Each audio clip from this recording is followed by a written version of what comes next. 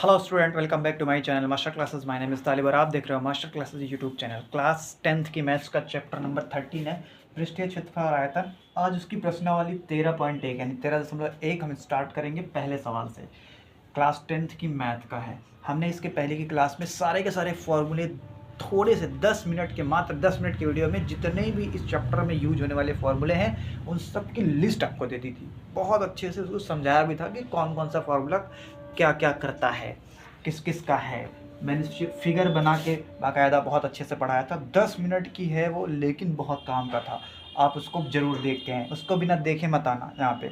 अगर आपने इसको टच किया है वीडियो, इससे पहले आप उस पहले वीडियो को देखिए, हमारे प्लेलिस्ट में जाके देखेंगे, आपको मिल जाएगी वीडियो। ठीक है, आइए इस सवाल को लगाते हैं। क्या है ये सवाल?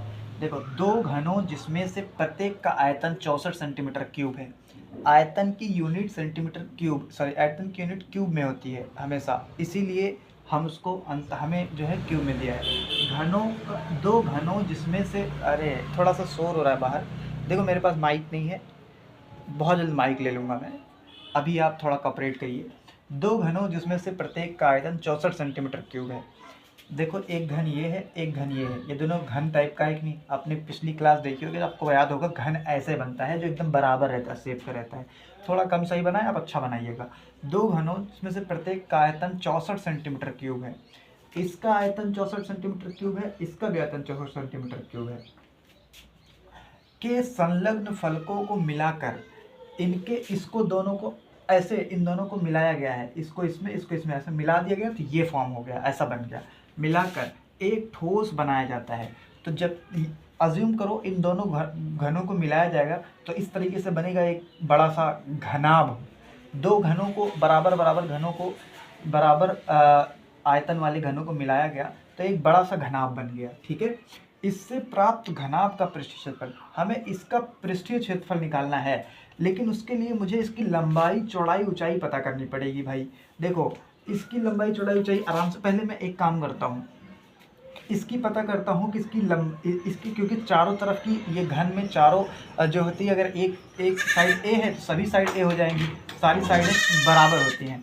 तो आइए हम चेक करते हैं कि इसकी साइड कितनी है। उसके लिए मुझे दिया है घन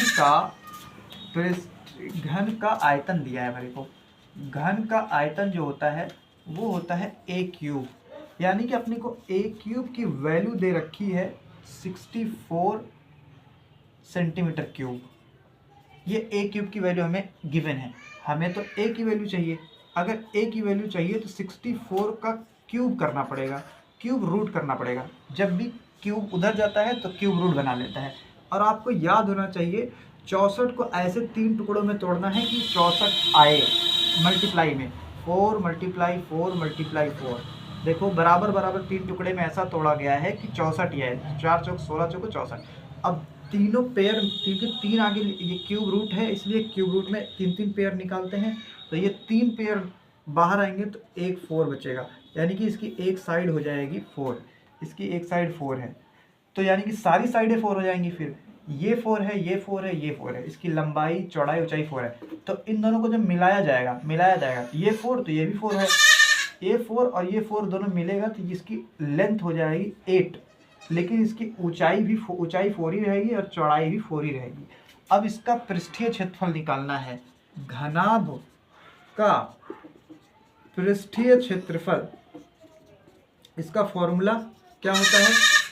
2LB plus BH plus HL। 2L यानी कि लंबाई 8 है, मल्टीप्लाई B यानी कि चौड़ाई 4 है, प्लस B फिर से B 4, मल्टीप्लाई, इनके बीच में मल्टीप्लाई माना जाता है।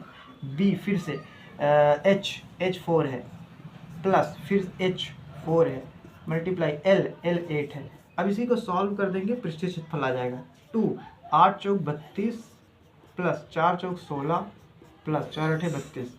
इन सबको ऐड करेंगे, 2 6 8 8 2 10 0 3 1 4 3 7 1 8 80। 80 दूना कितना होता है? मल्टीप्लाई करो 160 सेंटीमीटर स्क्वायर, इसका आंसर। उम्मीद है समझ में आया होगा। मिलते हैं नेक्स्ट क्लास में और अगले क्वेश्चन को डिस्कस करेंगे। थोड़ा शोर हो रहा था इसलिए कोऑपरेट करिएगा। Thank you.